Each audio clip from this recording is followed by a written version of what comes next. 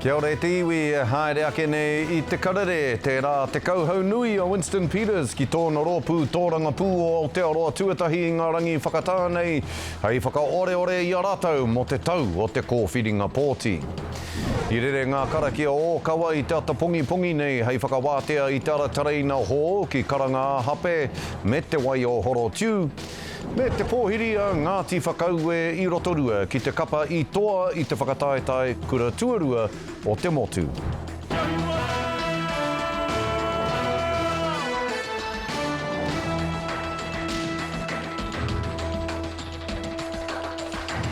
Nō reira, kei aku nui, kei aku rahi tēnā koutou katoa nau mai ki te Karere I tēnei rā. Te rā te kauhau nui a Winston Peters ki tōna rōpū tōranga pū o Aotearoa tuatahi I ngā rangi whakatānei I takotoa I āia ngā kaupapa e whai wāhi nui atu ai rātou ki te reihi I te kōwhiringa pōti o te motu. Ko ngā kanohi hōhoki a ka hāpai I te waka nei o Aotearoa tuatahi I tēnei tau, kei a Tāroe Black ngā kōrero. Kaka mai te auahi mo te ara ihi koia e winitanga. And we have grown to become the most successful new political party in New Zealand's history.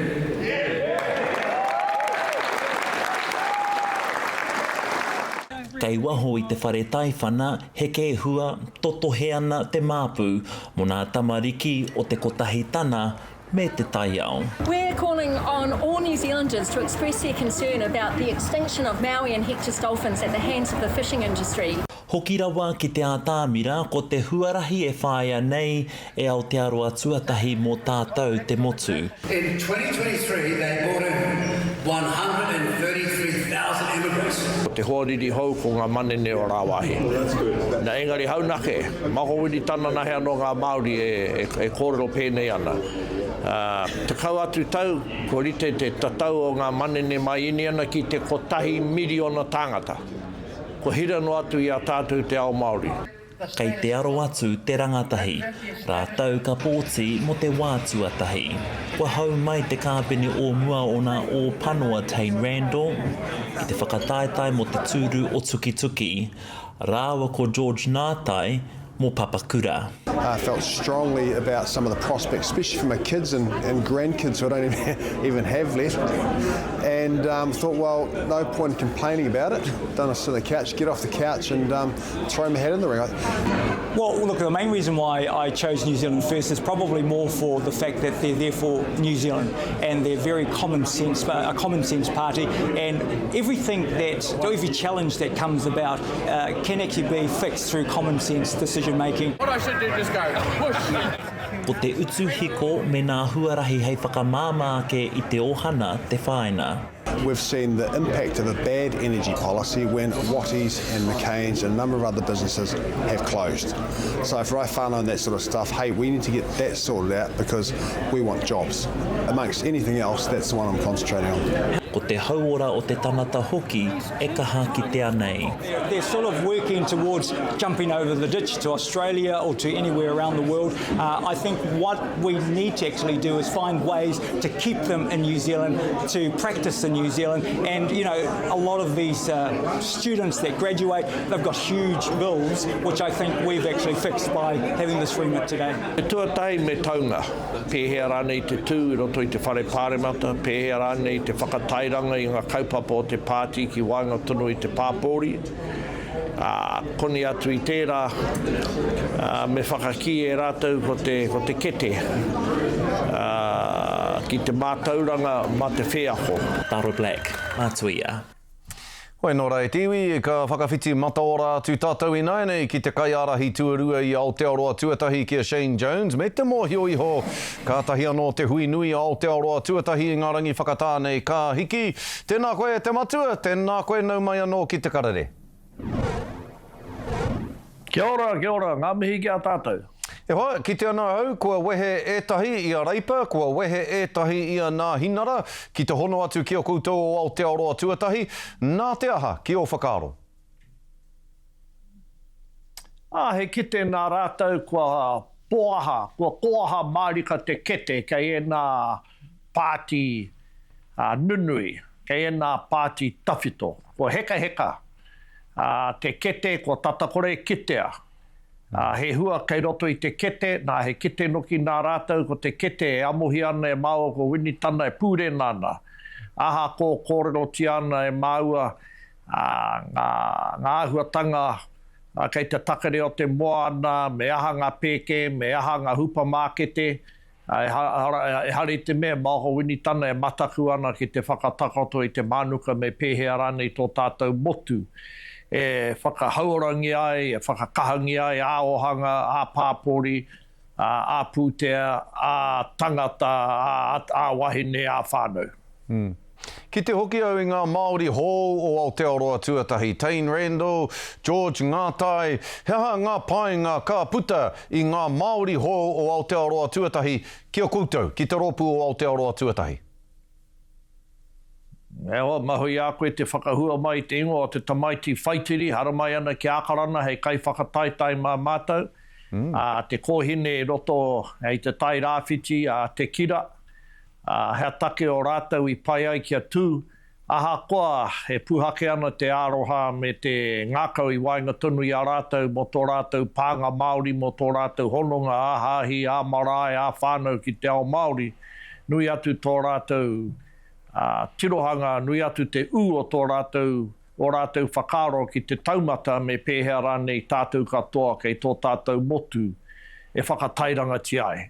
Horakau rātou e mataku ana ki te kawe, ki te amo, ki te whakatairanga I ngā kaupapa wainga tonu I a mātou. Aha ko te muiatanga mai o ngā manene mai rā wāhi e nā mea katoa e mai ana rātou te whakatakoto ki te auraro o te pāpori. Nā reira, kei te hono atu e tahi Māori kia koutou o Aotearoa tuatahi. Pēnei ngā Māori kātahi anō ka whakahuatia ake e koe. Ki o whakaaro e te matua, he waka pai a Aotearoa tuatahi mo te Māori, he waka ka tiaki I te tiriti o Waitangi, ka tiaki I te reo Māori. Ki o whakaaro me tīmata te iwi Māori whānui ki te whirinaki atu ki Aotearoa tuatahi nā te mea, he painga ka puta ki te tiriti ki te reo I a Aotearoa tuatahi? Pai tonu tēnā pātai wāhau. I te wā I a pita praone mā, tēnā reanga ko tata kore kite I wainga tonu I a mātou. Ko māko wini tana nake ngā mea ahua pakeke ana. Engari māko no mea tu ki a tātou, e hari te mea hoi nano te huarahi koe Māori ai ma te tiriti ma te reo. Ahau e tangata haka tupungi e taku krani māma me taku whānau ki rua reo ai. Engari ko tāku e tino āwangawanga neki ko te hieno atu a tātou tai tamariki e maunuana ki rāwāhi ka kore hoki mai. Nā reira he ohanga, he pākihi, he whakatupu I tēnei āhuatanga te tūranga mahi me te kia haka puaringi ai ngā kuahao ngā pākihi hou, aha koa a ika, aha koa a waro, aha koa a ahu whenua. Koe tēnā tā mātou e tino whakapaukaha nei. Hari te mea, raupatu ana mako wini tana I ngā huatanga o te tiriti, ona wana mātāpono rane. Engari, hei tā māua kauara wātu e whakapohehe I tō tātou iwi hoi nāno ngā huarahi koe Māori ai, ma te tiriti o Waitangi a nake. Engari, whakai ana Aotearoa tuatahi, he mana motu hake tō te ao Māori, tō te iwi Māori ki roto ki ngā kaupapa o tēnei whenua? Ai, ko tā māua kei roto I tō māua ture nui whakaharahara kei te kāmaka o tō tātou motu. Kei kona ko te tiriti e takoto ana, e utonu ana. Engari, horakau māua e pai ana ke toia haere tia te tiriti, whakauru atu ki roto I tēnā kōhao ki tēnā kōhao o te waka. Mai ho te tiriti kia tū ki tōna tūranga I whakaangi ai e tāmati wakanene.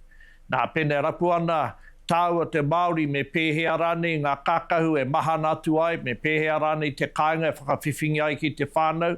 Kauera wātu e nā take, e nā whakamātautau, e nā nawe katoa e uta ki runga I te tiriti ki runga I te tuara o te tiriti. Nā, mo te wahanga ki te mana motu hake, māko no mea tu ki a tātou, kei te ao tōranga pū, te mana nui whakaharahara kei tō tātou motu. Nā, kei kona etahe o ngā kanuhi Māori kei ngā kākāriki, aha ko etahe o e nā Māori me te mene ko rōria I te kai, I te raua te karaka, horakau I tika, te haka māwatanga. Tērā kōrero au, I reira tāua kātohe, Mea nā koe, mana motu hake, te kāwanatanga I te iwi Māori, te tiriti, I reira, koe tohe tāua I tēnā kaupapa. Engari, te matua, kōrero hia mai te kotahi piri o Mataara, pāna ki te kapuni me te kōhinu. Hea te hua o te kotahi piri o Mataara, ka whakapau e koutou ki tērā rāngai.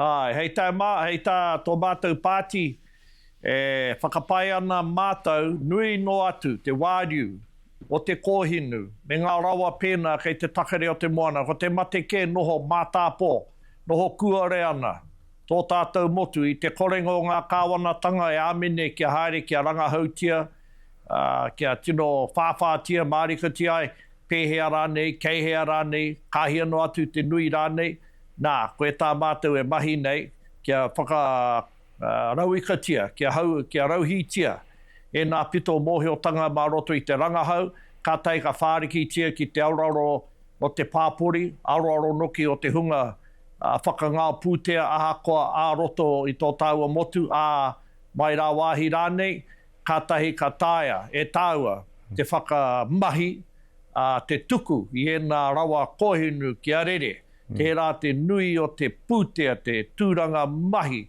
me te oranga a hāpori, a pēke, a motu ka puta. Nā koe tēnā tā mau e rapu nei, roto I tēnā piri o Mataara e mea ana koe, nā ka whārikitia ki te auraro o te motu.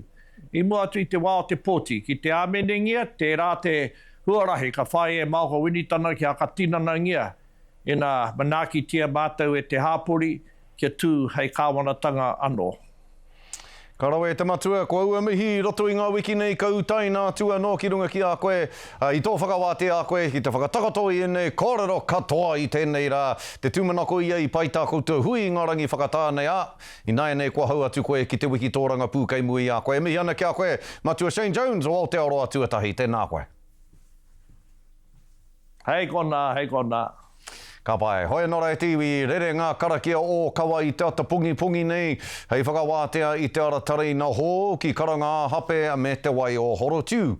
Ko ene ngā ara whakamutunga e tutuki ai te kaupapa o te City Rail Link, nā Ngāti Whātua o Rākei I Ārahi, o tira I tautoko hia rātau e ngā iwi o Tāmaki Makaurau, hei aha, hei tohu I te ahurea, I te nui ka meha hoki o tēnei tūwā oma whakamutunga o te kaupapa iki nui rawa atu nei o tēnei whenua.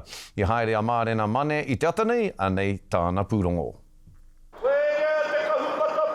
Timata ai ngā tākina kawa ki te teihana o karanga āhape. Ko ngā mahi o kawa he tūāpapa o ngā tikanga me te haumarutanga o tō tātou ahurea I mua I te whakatūwheratanga o ngā teihana nei ki te mārea. Kōti a tātou I tēnei ata ngā mahi o kawa. He mea nui tērā kia mātou o te kāinga nei kia tutuki pai ai ngā kaupapa pēnei I roto tonu I ngā tikanga, I ngā kauanga I waihotia mai rā kui mā koromana. Today was beautiful and a real experience for everybody that attended, and there's deeply held collaboration with mana whenua in this project, right from conception through to today. Hei tā Ngāti Whātua o Rākei he wātiro motuhake tēnei mahi ngātahi ki ngā mana whenua AT, CRL hoki e whakātu ana I te kotahitanga a Tāmaki Makaurau. He roa rawa pea tēnei haerenga. He nui ngā piki, he nui ngā heke, tētahi ki au nei ko te hahuake, ko te whakaora anō, I o tātou kōrero. We're working with 8 iwi. Mana Whenua Forum has been fantastic. They've been a fantastic support to the project, whether it be the stories, the history of the stations that we have here, the cultural elements, and bringing a cultural identity to the project as well. Ana e whakapono ana rātau ka rongo tonu a Tāmaki Makaurau I te whakapapa te tuakiri me ngā kōrero tuku iho o te rohe, ko rāranga hia ki roto I ngā wāhanga katoa o te hoahua o ngā teihana. Ngā ingoa, kua tapaina ki runga ki enei whare e mau ana I ngā kōrero ngā tūpuna, no reira he tino pai tērā.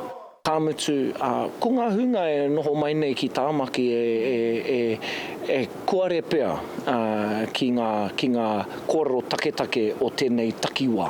Ahakoa kua hiki te tapu nā ngā mahi o kawa I tēnei ata, kāre anō kia tuku he rā, kia huaki kia tū mata whānui, engari e Matapae ana ka huaki hei te mutunga o tēnei tau. Hei tā te timu o AT nā te mahi ngātahi ki ngā mana whenua I panoni ai te āhua o tā rātou whakatinana I ngā kaupapa hanganga nunui kia noho ko te ahurea hei pauarataki mo ngā mahi hangarau. And you'll see with the design and integration into these buildings is steeped in, local heritage and understanding, and part of that you'll see is the QR codes across the building that take people directly to understand the design and the stories behind it all. Ana, hei tā te tumu o CRL, ko tēnei mahi o kawa, he tohu kia tuku ai ngā ki o te kaupapa kia AT, e whakaatu ana kua rite te kaupapa mo tōna wahanga hou. Well, it's a transfer of the baton from City Rail Link to Auckland Transport and Key Rail. So it's a pretty important day, pretty special day to have a blessing for that. Nā te mahi o kawa I tēnei rā I whakakapi ai te wahanga hanga, a kua hiki nā te wahanga hou I te mea e kotahi ana ngā mana whenua a AT me CRL ki te tuku atu ki ngā tāngata o Tāmaki Makaurau I tētahi whatunga kawe, e kawe whakamuai, te taone, marena mane, te karere. E kare mā hei muri ake I ngā whakatairanga, no te atanei ka takatū ake a Ngāti whakaue ki te pōwhiri I te kapa haka o te Kura o Te Koutu, ki te rā tuatahi o te Kura I tēnei Wāhanga tau.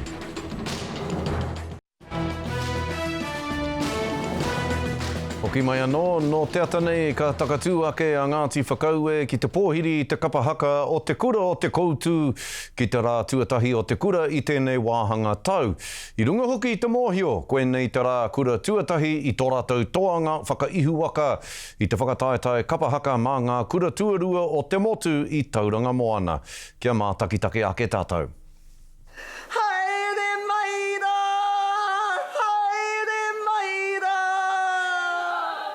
E hoki mai ana te rōpū toa whakaihu waka ki tō rātou kura kāinga.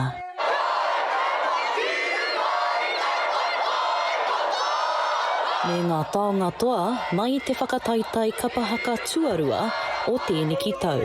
Koenei te aonga o ngā wawata o ngā hiatau a Te Koutu e whakapaukahana kia eke ki ngā taumata ike ki ngā mahi katoa. E kōrero ana a Ani Pātene Biru mō te whakatinanatanga o ngā wawata o rātou mā. Takutu ki te taha o te kapa haka o Te Koutu. Engari I mate mātou ki te whakawhiti atu ki te rōpū manaaki I runga anō I te tokoiti o ngā kaihaka I hiahia ki te tū. E rawete ki te rātou a koroa te wā. Kaori tino ki te rātou, tō rātou wehenga, tēnei te wātua tai ko ki te nuinga. Nere tino rawete ki te rātou, te hoki mai ki wanganui a rātou teina. E mārama ana a Awatere Douglas Karauna I te hirangatanga o te whakanui I te ekinga o tōna kapa. Kare anō mātou kia whakaatu ki tō mātou kura. E mataki no rātou I runga I te pau ka whakaata engari kare whakaatu a tinana ana reira. He whakaatu ki tō mātou kura I te rua karaka. E wahanga o ngā tauira kia whakatau ai te rā taumahatanga e noho ana ki rungi I a rātai. Nā reira, inei mahi ka whai wāhi ai rata I te hoki e ngā whakaaro ki aia me te mea kia whakatau I tau āhuatanga I au o whakataita I au o wāhira. Wai hoki e arotahi ana a Matuara Nara Leach ki te oranga tonutanga o ngā tauira katoa. Heoi, he wahanga no ka whai oranga tātai. Ko ea oera mahi, te angitu I te rata, engari me hoki mai ki te ātuturu, ki ngā pukapuka, mahunga ki raro ai. No te tīmatanga o te kura, ka hoki ngā mahara ki taku tuaititanga ko ngā pakekeera, e kaha uru ana ki ngā whakataetai arohe, ahakoa kaori eke ia tau ka hoki atu.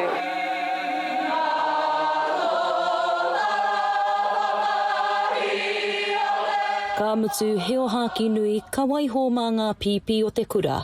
I te mea ka noho mai ko ngā tuakana hei tauira mā rātau a ngā tau e heke mai nei. Mai o hapānapa, maukaha. Nō reire tiwi hei muri ake I te whakatā poto ka tirohia ake he aha ngā huarere e toko ake nei ki runga I a tātou.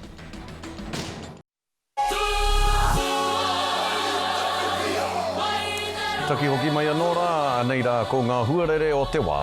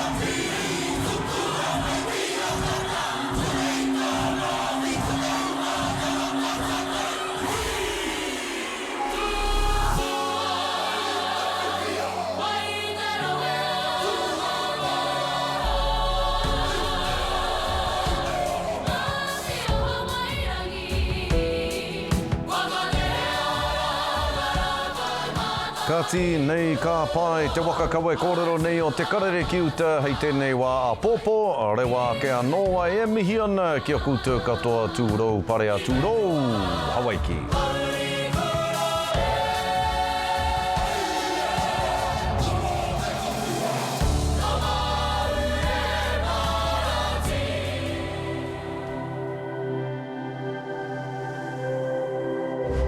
Ko te reo, te take.